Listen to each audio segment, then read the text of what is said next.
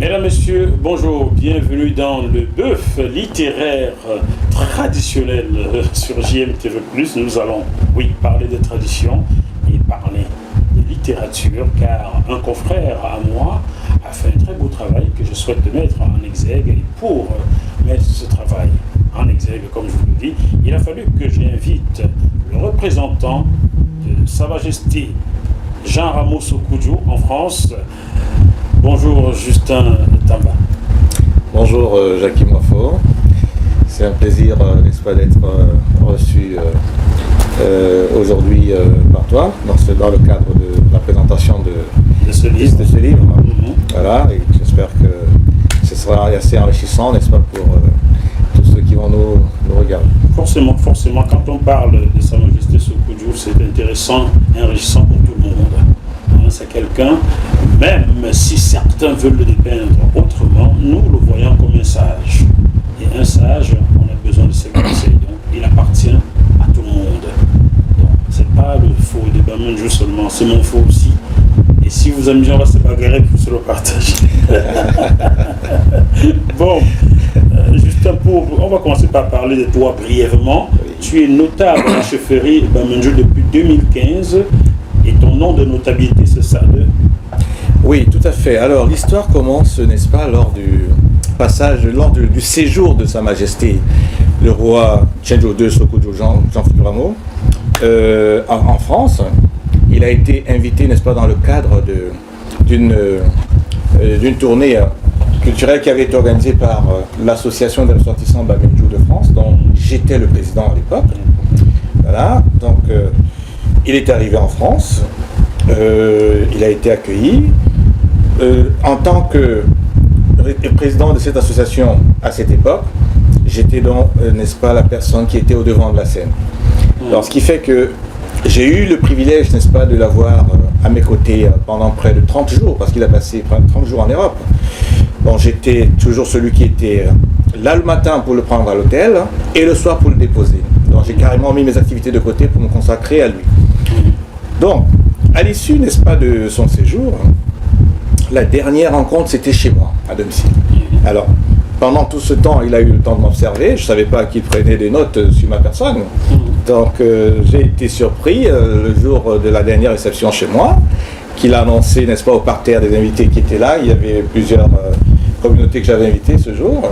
Et ce jour, il a annoncé solennellement, n'est-ce pas, des nominations. Alors, nous étions 3 ce jour. Donc il a fait de moi, il m'a élevé au rang de notable Bamenjo, notable à la chefferie Bamenjo, au titre de Sandeu. Sandeu qui veut dire conquérant, combattant, quelqu'un qui écoute, qui ne s'énerve jamais, qui prend sur lui. Donc c'est des qualités certainement qu'il a observées en moi pendant son séjour. Et aussi il a eu, bien sûr, un roi, il a aussi un regard discrétionnaire personne ne saurait percer. Donc voilà comment je deviens donc notable Bamenjo en 2015. Et s'en est suivi, il y a toute une procédure après. Je suis allé à Bamenjo, je suis allé accepter, parce que quand il le fait, il faut que tu ailles accepter. Je suis allé à la chefferie Bamenjo l'accepter, et il m'a donné donc l'autorisation pleinement d'aller nourrir les Bamenjo et nourrir aussi les autres communautés en France. C'est donc à cette occasion que j'ai organisé, n'est-ce pas, cette cérémonie d'intronisation en 2017, parce qu'il fallait que je me prépare. Donc vous avez des images sur YouTube. J'ai le formidable travail fait par mon frère, mon ami, mon confrère Olivier Enogo, quelqu'un pour qui j'ai beaucoup d'admiration, dit encore ici. C'est le meilleur de ma génération en matière de documentaire. Olivier peut produire un documentaire toutes les semaines, c'est le plus intelligent entre nous de ce côté-là. Voilà. Je dis ouvertement que les gens le sachent. J'ai tourné avec lui les filets africains de la prostitution, j'ai tourné avec lui Mali-sur-Seine, j'ai tourné avec lui corruption au Cameroun, où on voyait les flics rançonner des chauffeurs taxi. C'est moi qui avais capté ces images. Ah d'accord. Ils vont m'en vouloir les flics. Oui, vous le savez, c'est moi. Voilà. Donc j'en profite aussi pour remercier Olivier, parce qu'effectivement ce travail a été très enrichissant et vraiment je reconnais en lui tout le professionnalisme qu'il a fait et tout le temps qu'il a pris, n'est-ce pas, à m'accorder. Donc je renchéris en terminant sur ma personne. Donc, j'ai donc été pendant 7 ans président de l'association de ressortissants Bamenjo de France.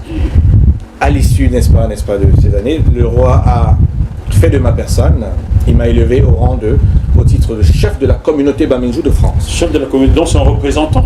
Non, déjà chef de la communauté Bamindjou de France. D'accord. Et en plus de cela, il a fait de moi son représentant en Europe. En Europe? Tout à fait. Voilà. D'accord, donc ça veut dire si quelqu'un en Europe est Bamindjou, veut parler au roi, c'est par toi qu'il passe. Absolument, je suis la voix, n'est-ce pas, la plus autorisée par le roi, bien sûr, de cet attribut-là. Pour pas forcément qu'il passe par moi, mais sinon, s'il y a des déclarations faites à faire au sein de l'Europe venant de la chefferie, des déclarations concrètes qui ont vraiment une sincérité et une connotation royale, voilà, c'est par moi que ça doit passer pour que je puisse diffuser. Très bien, ça, ton penchant chez les Bamoun, c'est Alain Othon, qu'on salue. Alain Othon, quand je vais m'adresser à Sa Majesté Ibrahim Bombon-Joya, je parle à Alain Othon. Donc, voilà, pour que vous compreniez bien ce sujet un petit peu plus, on parle de tout le monde. Vous voyez un peu le truc. Bon, ce qui t'amène aujourd'hui, oui. Sandeu, je t'appelle par ton nom traditionnel, tout car fait, ouais. Nous avons une certaine proximité sociologique, toi et moi. Hein. D'accord. D'ailleurs, je devrais te saluer en Bamindjou encore. Ah, Ah, voilà. Mendu un tia. Mendu. Bon, on fait un petit temps. Ils vont se dire. Ok, il ne faut pas fâcher. C'est comme ça qu'on parle en Bamindjou. Moi, je parle dans toutes les langues. Donc, ce qui t'amène aujourd'hui, c'est ce grand travail commis par mon frère et mon confrère Jean-Bruno Tagne. Tout à fait. Encore une proximité sociologique. Merci à toi, Jean-Bruno, pour ce bon travail. Tu vois, je l'ai appelé, hein, il m'a envoyé la 4e de couverture. D'accord. Voilà. Ce travail, Jean Ramos Okudjou, de Bikok à Bamindjou, oui. Secret et Testament. Et donc, c'est tout nouveau ce livre que vous pouvez retrouver sur toutes les plateformes de vente. Hein, ou en vous contactant, ou en contactant votre communauté, ou même JMTV+, je me ferai le plaisir de... Je te donnerai des points. Voilà, bon, je mette le sous-titre, là, vous voyez tout ça. Donc, ce livre a donc été écrit par Jean-Bruno Tagne, qui est journaliste au Cameroun, désormais promoteur de Najat TV, qui fait le même travail que moi. C'est quelqu'un pour qui j'ai beaucoup d'admiration. Je serai au Cameroun quand je partagerai les invités, car je lui trouve une bonne pertinence. Et ce livre a été préfacé par le cardinal Christian Toumi, excusez du peu, voyez-vous. Pour que Christian Toumi prenne la plume et préface un livre, il faut que ce livre-là ait une importance capitale. C'est bien ça, ce que je pense. Hein? Tout à fait, tout à fait. Et la postface a été faite par le professeur Charlie Gabriel Mbok, un autre illustre personnage intellectuel camerounais qui ne mâche pas ses mots, qui est droit dans ses bottes, quelqu'un pour qui j'ai beaucoup de respect, Charlie Gabriel Mbok.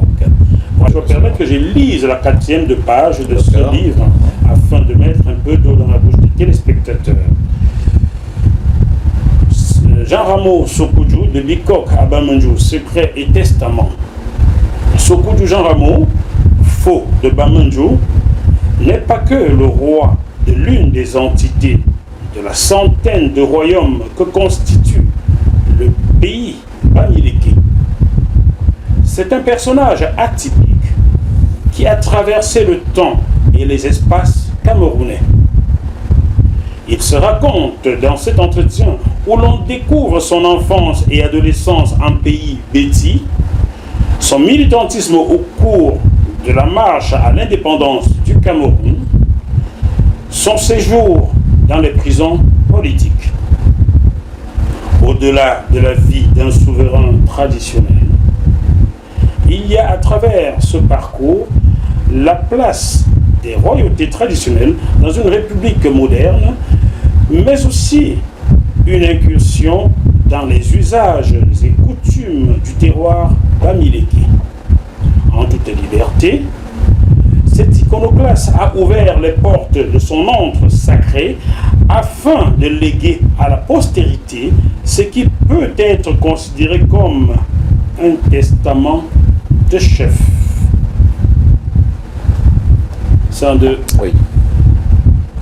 On peut dire que Jean-Bruno Tagne voit juste, car Sa Majesté a un certain âge aujourd'hui. Je lui souhaite de vivre encore au moins 20 ans, voire même 25 ans, on a besoin de lui. Tout à fait. Mais lorsqu'on a 83 ans, oui. J'avais coupé un pour qu'il reste encore plus longtemps.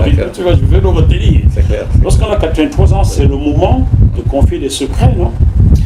Oui, on va dire que l'histoire de Sa Majesté le roi Sékoudjou est assez particulière. C'est quelqu'un qui déjà, dès le ventre de sa mère déjà, a des signes. Alors, une grossesse que sa maman porte pendant 14 mois, c'est déjà hors du commun. Voilà, le jour de sa naissance, il y a une panthère qu'on découvre dans le village et c'est des événements qui sont très inhabituels. Découvrir une panthère et que finalement on a chassé, on a tué. Il naît avec un bracelet rouge, n'est-ce pas, à la main.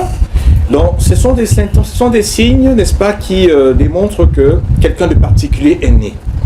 Et alors, de son histoire, quand on la retrace un peu, on voit en quelqu'un dès son bas âge qui était déjà visionnaire. À un moment donné, il a risqué sa vie à plusieurs moments, c'est-à-dire qu'il s'est retrouvé à l'âge de 10, 11 ans à errer quelque part. Il s'est retrouvé, il a navigué entre Bafoussam, Konsamba, Douala, Yaoundé, où il s'est retrouvé en volier. Et il a été recueilli par un certain Simon à Tangana. Et on l'a perdu de vue, on a même fait son deuil. Tout le monde croyait qu'il était mort. Donc ce papa l'a recueilli, l'a adopté, il a passé du temps. C'est un jour comme ça, en allant faire des courses avec ce Simon Tangana, qu'un de ses 5 serviteurs du roi l'a reconnu. Voilà. Et il s'en est suivi une bagarre à Yaoundé ce jour-là, en plein marché. C'est la police qui est venue intervenir dans cette... Papa, attends, on a dit que mais c'est mon fils, voilà. Vous l'amenez où? Tout à fait. L'autre disait que c'est notre futur roi. Exactement. Dans ce monsieur, un serviteur du roi à l'époque, je crois qu'il s'appelait Kamdoum, il a ameuté les gens, les commerçants bamlékés de l'époque et tout, enfin les commerçants la plupart étaient, enfin d'autres se sont mêlés. Donc on sait, il y a une bagarre générale, la police est interposée, et à l'issue de la bagarre, donc ils sont allés au poste de police à cette époque-là, dans les années 50. Oui. C'est encore la police coloniale. Exactement. Donc du coup, il s'en est donc suivi, n'est-ce pas, un arrangement à l'amiable. C'est comme ça que ce serviteur l'a ramené à Bamejou. C'est comme ça qu'il retrouve sa famille. Et pendant qu'il était en train de rentrer, et c'était presque dans les années où son père était malade, quelques temps après, son père est mort. C'est-à-dire c'était dans les années 52. Voilà. Son père est mort entre le 25 et le 26 décembre 52. Donc du coup, il y avait des signes annonciateurs déjà, n'est-ce pas, dans le testament de son père, qui était déjà connu de ses serviteurs. Donc c'est donc comme ça qu'il devient roi, à l'âge de 17 ans. Très très jeune. Très jeune, voilà. Donc de ce parcours-là, déjà avec son passage en pays béti, ce monsieur Simon Tangana, où il devient adopté, il devient même l'héritier de cet homme-là. Hein? Aujourd'hui, il a encore son trône là-bas, à l'heure où nous parlons. Donc, ça fait que son histoire commence à être enrichissante dès cet instant. Il naquit pour être roi, en fait. Tout à fait. Roi en pays béti, roi en pays béti. Exactement. Il fait la jonction. C'est l'homme idéal pour implémenter ce qu'on appelle l'intégration nationale. Là. Voilà. Et en un mot, c'est-à-dire que en lui, Bouissé, n'est-ce pas, il avait quelque chose en lui qui demandait à ce qu'il fasse, je veux dire, le médiateur, ou bien qu'il fasse, n'est-ce pas, celui qui peut défendre les causes faibles, ou celui qui ne peut pas se démontrer affaibli par une quelconque situation, à cette époque coloniale, bien sûr. Donc ça fait qu'il s'est retrouvé au devant de la scène. Et cette scène, il a affronté, n'est-ce pas, avec ses tripes. Donc voilà comment son histoire commence à être intéressante dès le début, et elle va se succéder par beaucoup d'autres événements qui vont être tellement enrichissants qu'on peut retrouver dans cet ouvrage-là. Voilà. Jean-Benoît a travaillé avec le roi pour écrire cet ouvrage, donc chers téléspectateurs, procurez-vous-le et enrichissez-vous des sagesses du roi, du faux Sékoudjou. Tout à fait. Faux de tout le monde. J'ai plus du faux de Bamendjoula. Vous pensez que c'est votre roi seul? Il est roi là-bas chez Simon, attendez, c'est vous seul. Donc, ce que l'on retient chez Sa Majesté Sékoudjou, c'est qu'il est resté traditionnel, bamileke. Aujourd'hui, pour avoir un poste de notabilité, en pays bamileke, je prends le risque de me faire tirer dessus, il faut avoir l'argent pour aller acheter. Il y a quelques années, André-Marie Tala, que j'ai eu au téléphone la veille de cette émission, commettait une chanson que seuls les Bandjouls comprennent. appela l'honneur, je crois que c'est ça. Non, moi, bon, un truc comme ça, dans lequel il disait que autrefois, pour qu'on appelle quelqu'un notable du village, ce sont les actes que tu posais pour la société qui a mené le roi à t'introniser notable. Mais aujourd'hui, les gens vont acheter ce titre-là de l'argent. Toi, le roi t'a observé comme les autres et il a choisi de t'appeler ça. Ça veut dire qu'il est resté traditionnel, respectant nos us et coutumes. Est-ce qu'aujourd'hui, cet exemple-là seul ne suffit-il pas pour dire que Sokudjo est né pour rassembler? Le roi Sokudjo, c'est quelqu'un, n'est-ce pas, comme on le dirait, c'est quelqu'un qui sait faire la part des choses. C'est quelqu'un qui a, n'est-ce pas, en lui, ce qu'on pourrait appeler l'essence du culte de l'effort. Voilà. Parce que avoir un roi qui est aussi bâtisseur comme lui, travailleur, qui a occupé même des responsabilités, il a été responsable de l'UCAO. J'ai une grande entreprise. Voilà. Qui avait quand même des budgets en milliards. Hein. C'était, voilà. Donc, c'est quelqu'un qui est resté, n'est-ce pas, dans ce naturel du mérite. Voilà. Chacun doit avoir ce qu'il mérite. Et c'est ça qui fait le rassemblement. Lorsque dans une société, j'ai préféré parler de rassembler. Oui. Car pour rassembler, il faut être juste. Tout à fait. Si on n'est pas juste, on ne rassemble pas. Non, du tout, du tout. Donc on peut se dire aujourd'hui que l'unanimité qu'il fait aujourd'hui, n'est-ce pas, ça fait partie de ce qu'il incarne. Voilà. Parce que s'il n'incarnait pas quelque chose de vrai, il ne serait pas autant plébiscité partout. Parce qu'aujourd'hui, nous les Bamenjou, on a peur même nous l'avons de façon naturelle, mais il ne nous appartient plus. Non, le roi Sokudjo ne nous appartient plus. La prochaine fois que je vais au Cameroun, là, moi je vais dormir à Bamenjou. Ah ben, tu seras le bienvenu. Hein. Tu me donnes les clés de ta maison. Tu dois pas aller dormir à Chefferie, tu penses quoi? Non mais il n'y a pas de souci. Donc on ne peut pas dire aujourd'hui que ceux qui le plébiscitent, n'est-ce pas, de toutes les régions de notre pays, le font par, n'est-ce pas, par le biais d'un quelconque rachat de quoi que ce soit. Non, du tout. C'est-à-dire c'est par son parler, son franc-parler, la recherche de la paix, de l'unité, du rassemblement, du vivre ensemble qu'il prône et qu'il ne cesse de prôner au quotidien.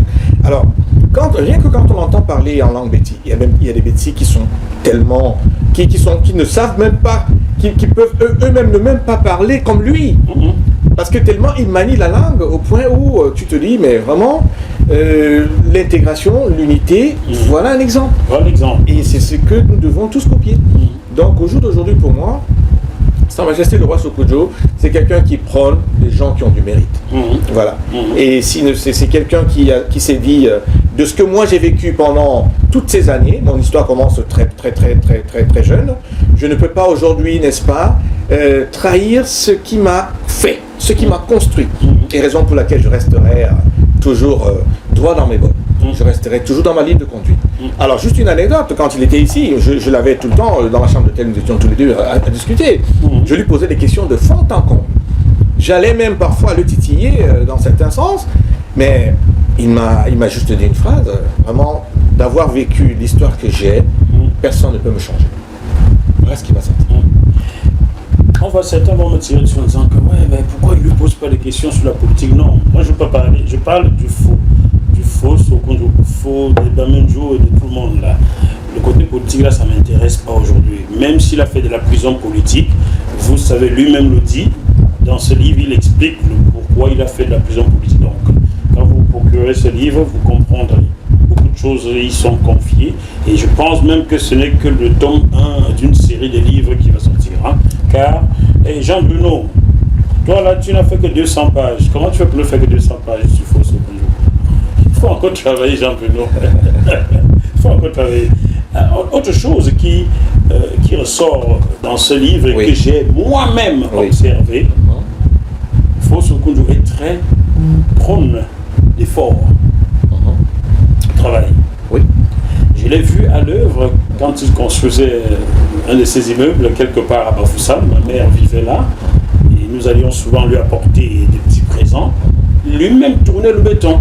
Oui, tout à fait. Et à cette époque-là, Sokudjo avait quand même plus de 60 ans. il tournait le béton. Voilà un roi qui aurait pu ramasser tout le monde au village, venir faire ce travail-là en 2 minutes. Non, il vient, il travaille. Et il s'est souvent dit qu'il s'étonne de voir que ses homologues de l'Ouest ne font pas comme lui. Oui, il y a une histoire ancienne, c'est même lui... Sur le rejeton de bananier, là. Voilà, justement, c'est lui. Dis-nous ça, moi je sais, mais les téléspectateurs ne savent pas, il faut t'expliquer ça. Ouais, cette histoire ancienne sur le rejeton de bananier, ouais.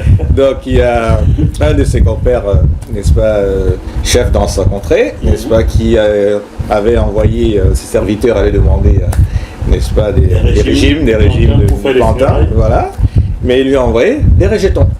Alors, ça voulait tout dire. Ça traduit un peu le proverbe chinois qui dit faut apprendre à pêcher et non de le poisson. Exactement. Donc déjà, ça seulement, c'était... Tu n'as pas bien dit, bon, Justin. Non, mais je l'ai dit. Il se trouve que son homologue lui avait demandé quelques régimes de plantains pour faire des funérailles dans sa suffrage. Exactement. Il a accepté. Il a dit, ok, envoie-moi quelqu'un la veille récupérer. Tout à fait. Alors... l'homologue est tout content, il sait qu'il a ses régimes de plantains. Exactement, c'est ça. Et la veille, il envoie un petit cop pour aller chercher les régimes, mais on revient avec... Il faut ce qu'on lui remet plutôt les rejetons. Il a bien rempli, hein. Et le serviteur dit, mais non, il m'a dit les régimes. Non, non, on va lui donner ça, il va comprendre. On arrive à 5 jours. J'ai demandé les régimes, il a dit que j'apporte ça, tu vas comprendre. Tout à fait, tout à fait. Ah. Voilà. Donc ça voulait traduire le culte de l'effort dans lequel tu as fait allusion. Oui. Voilà. Parce qu'il allait lui donner ça pour ses funérailles ici. Les prochaines funérailles, il a encore demandé. Donc quand tu es ça chez toi, tu n'auras plus à me demander les régimes. Exactement. Donc ça fait partie de ça. Et puis, parlant, n'est-ce pas, de lui-même mettre la main dans la pâte, j'ai été surpris de voir ce roi en 2015, le roi Sokoudjou, avec une forme physique olympique. Mais quand j'ai commencé à être à table avec lui, c'est là où j'ai tout compris. Le roi est méticuleux dans son alimentation et dans son hygiène de vie. Il ne boit pas d'alcool. Ah bon? Ah ben oui. Alors, je peux pas te dire, moi aujourd'hui, toutes les tournées que j'ai fait avec lui, tout ce qu'on lui a offert comme boisson alcoolisée, tout ça, mais c'est moi qui les ai recueillis. J'en ai partagé avec quelques notables. Il y en a encore, j'espère. Mais non, il y en a plus que les notables, les gens partagé.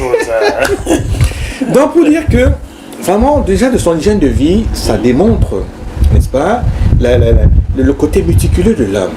Voilà. Et puis, c'était un grand sportif. Il m'a dit jusqu'à présent, il fait toutes ses séances de sport. Donc, ça démontre vraiment les efforts qu'il a fournis physiquement pour rester aussi au top. Et pour mettre la main à la pâte, pour lui, c'est un jeu d'enfant. C'est un jeu d'enfant. Donc, l'avoir vu tourner du béton, ça ne m'étonne pas. Donc, ça fait partie, n'est-ce pas, de l'essence du culte de l'effort qu'il a en lui. Et c'est pour ça que jusqu'à présent, on s'étonne de sa posture. Alors, donc, c'est quelque chose qui l'enracine depuis 80 ans.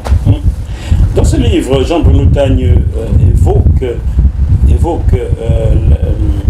la place de la royauté traditionnelle dans une société moderne. J'ai envie de te demander, cher Justin, quelle est la place de cette royauté-là aujourd'hui au Cameroun? Car au Bénin, comme au Ghana où j'ai été, les hommes politiques de très haut placés vont dans leur contrée, dans leur village, faire des révérences à leur roi.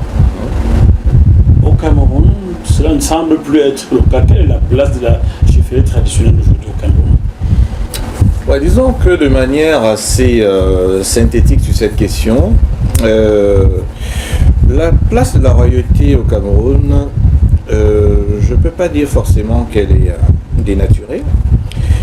Bon, c'est vrai qu'il y a peut-être des éléments nouveaux aujourd'hui qui n'étaient pas présents dans l'Antiquité, on va le dire ainsi, parce que dans le temps, c'était un peu les rois qui étaient des souverains, qui étaient vraiment à la tête, n'est-ce pas, de certaines contrées et qui avaient une certaine emprise sur les populations. Bon, il y a de la métamorphose aujourd'hui. Bon, aujourd'hui, vous avez des enfants à 2 ans qui vous manipulent l'Android facilement, qui voient d'autres choses. D'accord? Ça fait que c'est aux parents, n'est-ce pas, de continuer à endiguer, n'est-ce pas, les notions, n'est-ce pas, de royauté à ses enfants, afin que ce ne soit pas perdu, afin qu'il n'y ait pas de déracinement total. Donc, Les rois en Afrique, les rois au Cameroun restent des rois. Ça, on va le dire. Bon, maintenant, je peux pas juger, n'est-ce pas, par région, un peu comment ça se passe. Mais moi, je reste un peu circonscrit à Bamendjou, parce que, pour te dire en clair, franchement, je me suis plongé un peu dans la recherche traditionnelle depuis 2015. Quand j'ai reçu. Seulement? Ah, seulement. Ça, je te le dis clairement. Oh, Joseph. Mais je me suis plongé à fond parce que je suis quelqu'un d'assez déterminé. Quand je me mets dans quelque chose, je me mets à fond. Donc j'ai beaucoup lu, j'ai beaucoup appris, donc j'ai rattrapé le temps. Alors dans ce rattrapage de temps, je suis émerveillé par le royaume Bamendjou. Ça, je ne peux pas le cacher. Mais ça ne veut pas dire aussi que je n'accorde pas de l'importance à d'autres royaumes qui sont aussi importants, qui sont aussi, dont les peuples sont aussi, comment je vais dire, qui sont vraiment réceptifs à leur roi. Et c'est ça qui fait, n'est-ce pas, la symbiose qu'on a entre les royautés au Cameroun. Parce que sans vouloir vraiment ne pas l'ignorer, les rois sont toujours des gens qui se concertent. Donc ça veut dire que quelque part... Ils se concertent vraiment? Oui, ça je... Ils ne doivent pas beaucoup écouter Sa Majesté Sékou-Djo, parce que ça se serait mieux, hein. Bon. Après, ça reste des gens qui sont autonomes. Donc je pense que la royauté reste toujours à sa place. Et tout ce que moi je peux dire, c'est que mon roi, n'est-ce pas, du jour au quotidien, n'est-ce pas, ne cesse de pas... Parce qu'il ne faut pas oublier que c'est le doyen des rois. C'est le doyen. Donc ça veut dire qu'il peut quand même prodiguer des conseils à certains de par son vécu. Pas parce que, n'est-ce pas, il se prend pour un suprême, non. Parce qu'il a vécu des choses que certains n'ont pas vécues. Dans la transmission des conseils, n'est-ce pas, pour la bonne marche des royautés, il peut le faire. Il peut oser le faire. Il peut oser le faire. Voilà. En effet. Jean Ramos Sékou-Djo de Bikok à Bamendjou, Secret et Testament, écrit par Jean-Bruno Tanier. Vous pouvez le retrouver sur toutes les plateformes de vente ou commander dans certaines communautés. Je sais que tu feras bientôt une tournée de quelques associations ici en Europe, puisque tu es représentant du roi en Europe. Oui, tout à fait. Oui, mon calendrier est assez vaste. C'est une tournée qui va être très très large dans toutes les communautés, n'est-ce pas, dans toutes les communautés d'abord, n'est-ce pas, camerounaises, parce que le roi aujourd'hui, il ne faut pas ignorer, il a traversé les frontières de Cameroun. Camerounaise, hein, oui. Pas Bamileke. Non, camerounaise. Tu vas me commencer les bêtises, sinon je vais venir t'attraper. Ah ben, pour te dire, je suis en pourparlers avec beaucoup de responsables, n'est-ce pas, de communautés, avec lesquels je dois faire des représentations, je dois passer chez eux en tournée promotionnelle. Les Bassa, les Béti, les Douala, les Aoussa. Voilà. C'est tout le Cameroun. C'est ça le vrai Cameroun. C'est tout le Cameroun. C'est-à-dire que j'ai pas de limite puisque c'est un roi qui n'a pas de frontières. Il n'y a pas de frontières. Donc pour prôner le vivre ensemble tel qu'il le fait, il faut aller partout. Mais je reste dans la tradition et dans la culture. Parce que c'est ce qui fait vraiment la force, n'est-ce pas, de ce que nous pouvons avoir encore comme héritage. Voilà, donc j'ai des amis dans toutes les régions de Cameroun. Voilà, que je considère même plus comme amis, que je considère vraiment comme des frères.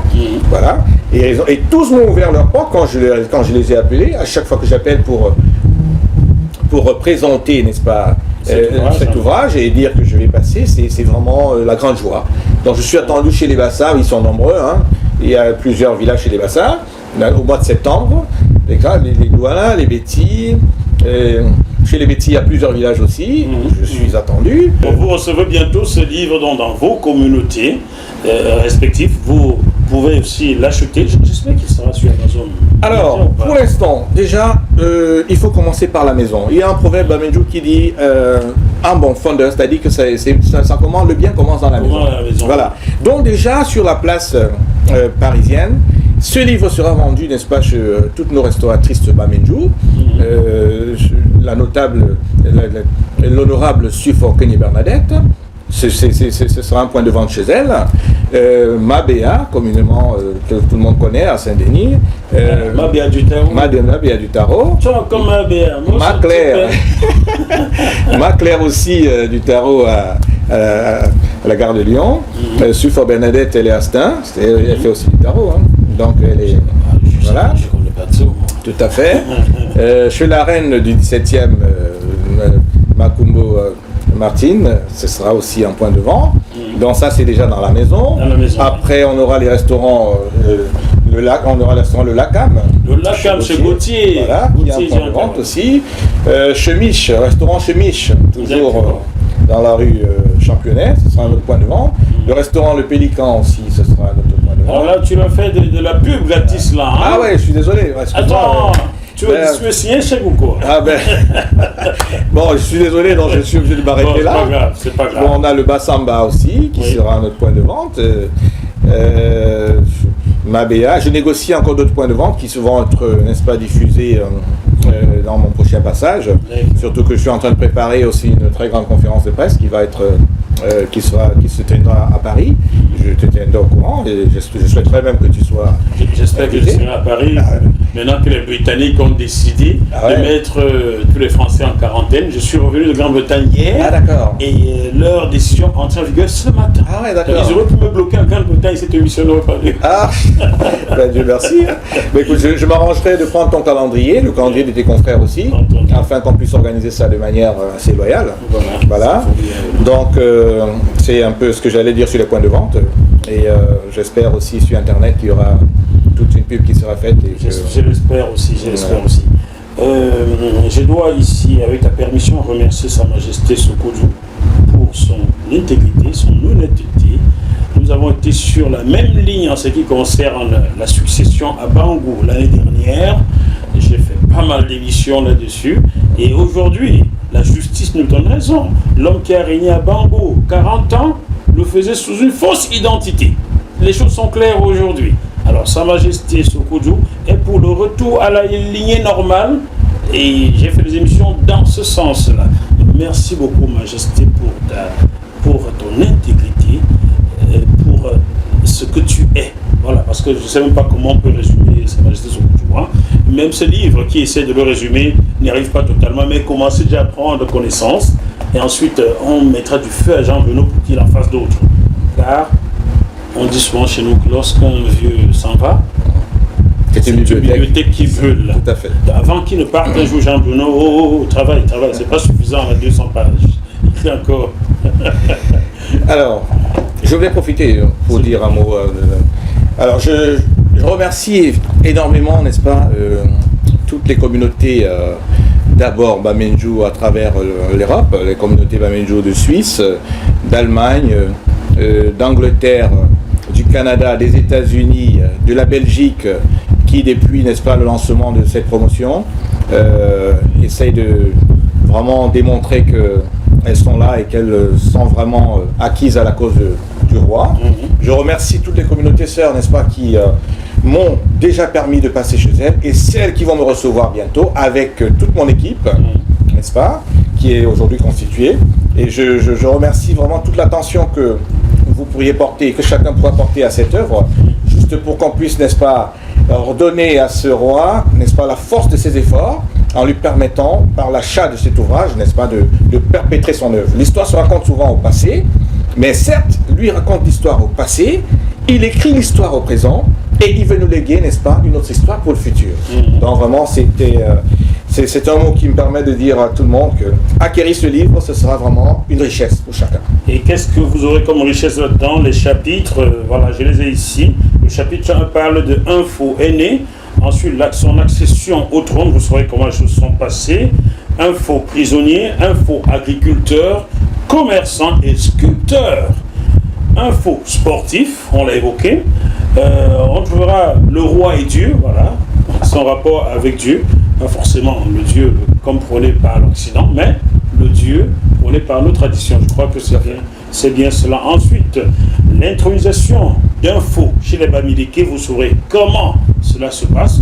Pour nous qui sommes un peu plus vieux, nous avions déjà vu une esquisse en vidéo il y a de cela 33 ans, avec la succession de Wabo de Faux. Ah ouais. Bon, mais vous, là c'était Wabo de Faux qui était notable. Là, vous comprendrez comment on intronise un faux chez les Bamileke. Ensuite, le faux gardien de la tradition, ce que Faux Sokoudjou fait parfaitement au point de te nommer parce qu'il a vu tes efforts. Il n'a pas attendu, tu as acheté le poste. Non, il faut se dire,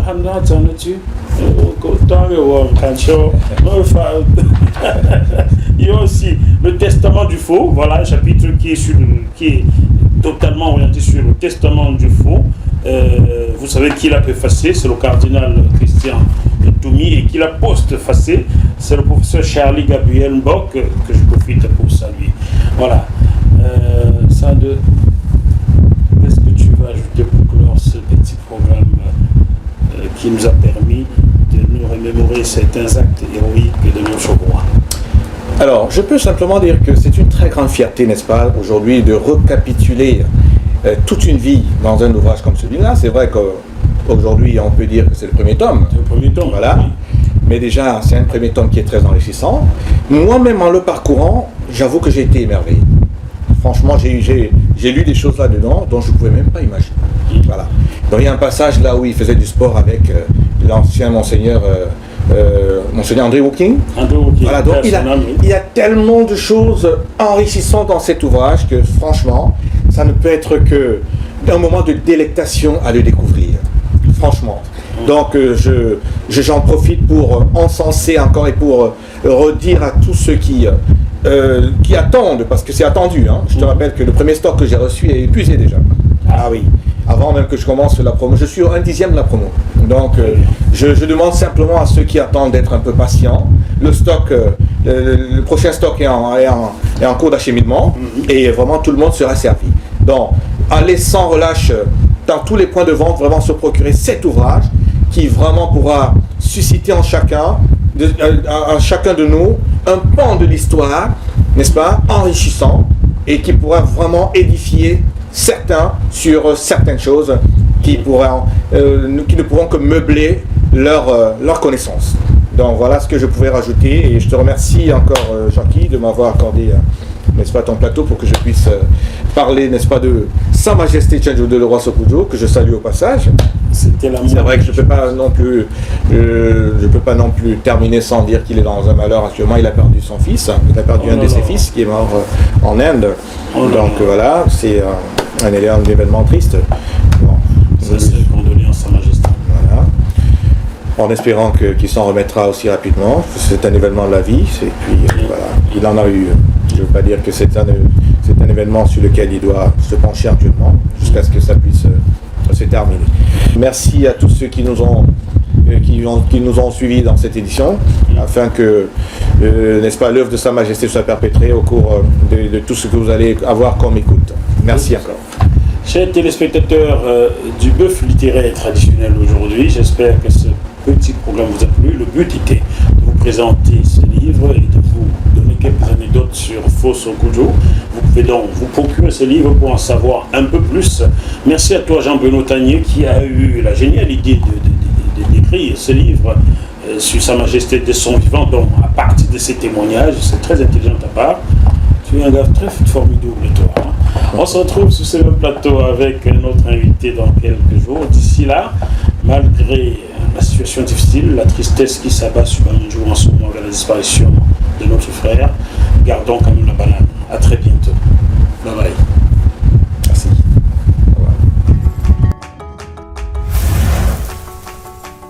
Vous êtes sur JMTV+.